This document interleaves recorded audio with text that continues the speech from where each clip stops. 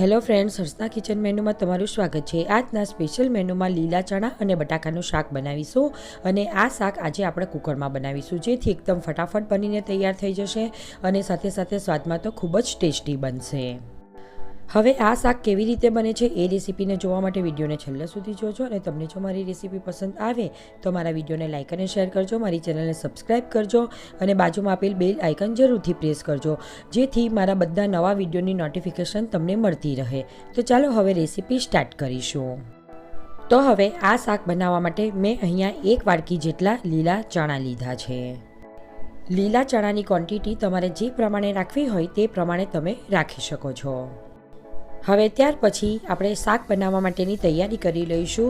તો સૌથી પહેલાં આપણે કુકરને ગેસ ઉપર ગરમ કરવા માટે મૂકીશું અને કુકર ગરમ થઈ જાય એટલે એમાં 4 થી 5 ચમચી જેટલું તેલ ઉમેરીશું અને તેલનું પ્રમાણ તમે તમારા ઘરમાં જે પ્રમાણે ઓછું કાં વધારે ખાતા હોય તે પ્રમાણે તમારે રાખવાનું રહેશે।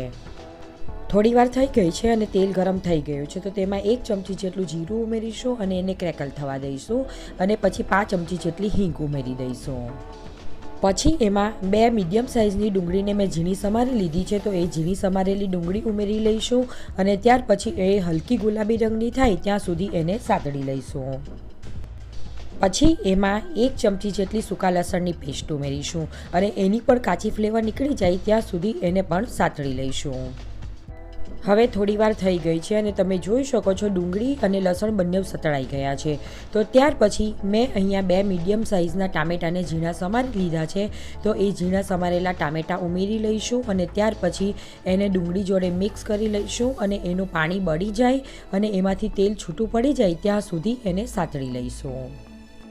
હવે લગભગ 2-1 મિનિટ જેવું થઈ ગયું છે અને તમે જોઈ શકો છો ટામેટાનું બધું પાણી બળી ગયું છે અને એમાંથી તેલ છૂટું પડી ગયું છે।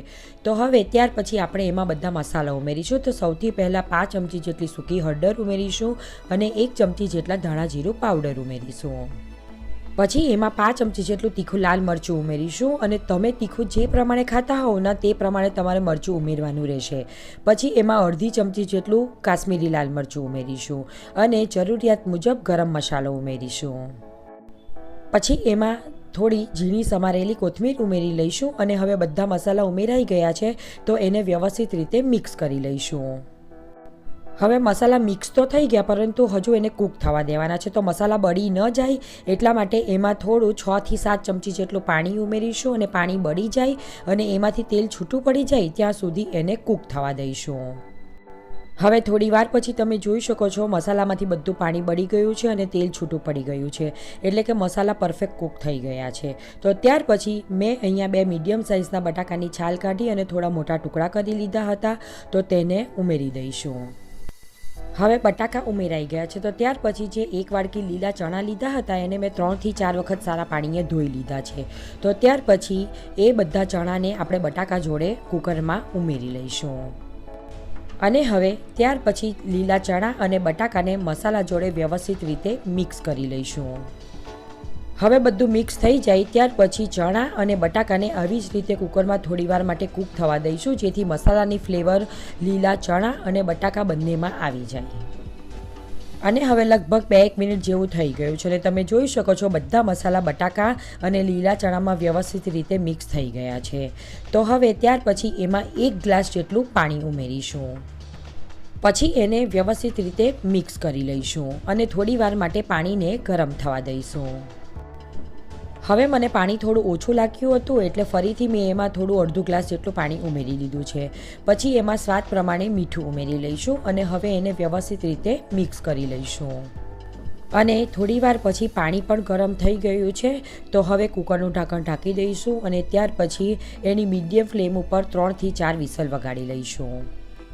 હવે થોડી વાર થઈ ગઈ છે, કુકરની વિસલ વાગી ગઈ છે અને ઢાંકણ ખોલી લીધું છે અને તમે જોઈ શકો છો આપણું લીલા ચણા અને બટાકાનું શાક બનીને તૈયાર થઈ ગયું છે અને છે ને એમાંથી પરફેક્ટ તેલ પણ છૂટું પડી ગયું છે અને ચણા અને બટાકા બંને એકદમ પરફેક્ટ કૂક થઈ ગયા છે।